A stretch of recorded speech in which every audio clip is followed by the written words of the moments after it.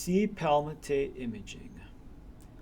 According to the 11th edition of Bromwald's Heart Disease, on page 280,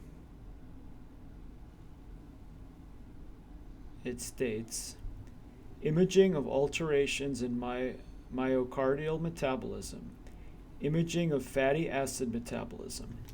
Because fatty acids are the primary source of myocardial energy production in the fasting state, early PET studies focused on characterizing the kinetics of long-chain fatty acid, such as C-Palmitate. C-Palmitate. Measurement of dynamic PET imaging allows determination of tracer inflow by regional perfusion, peak accumulation and release within a region of interest. Once in the cell, the tracer either enters the endogenous lipid pool or moves to the mitochondria, where rapid degradation by beta oxidation results in the generation of carbon dioxide.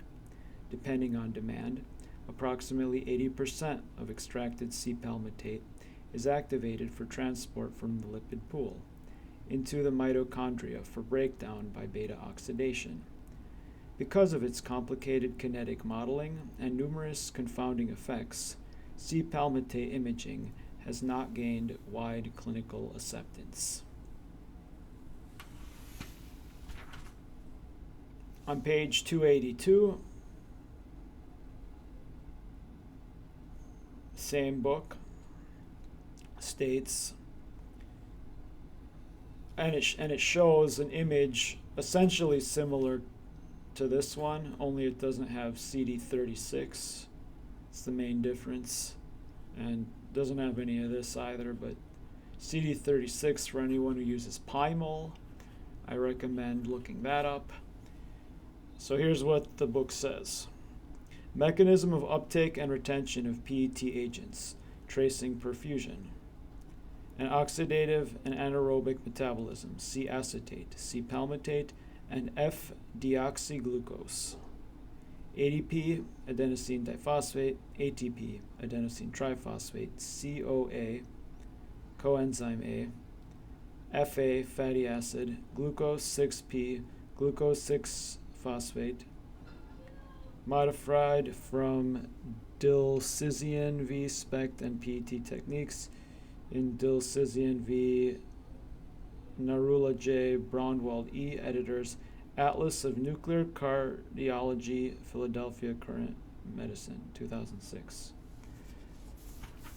Now, back to page 280. The last sentence was crucial.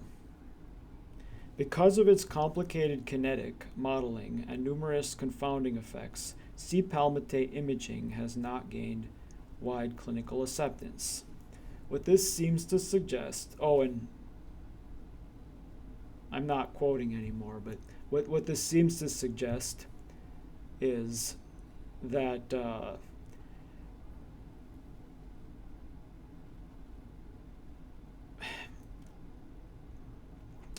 doctors are not trained to understand kinetic modeling.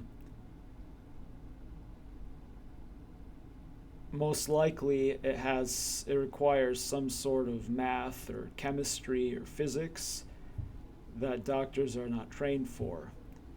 And the education system does not train for this. But if it did, it could save lives.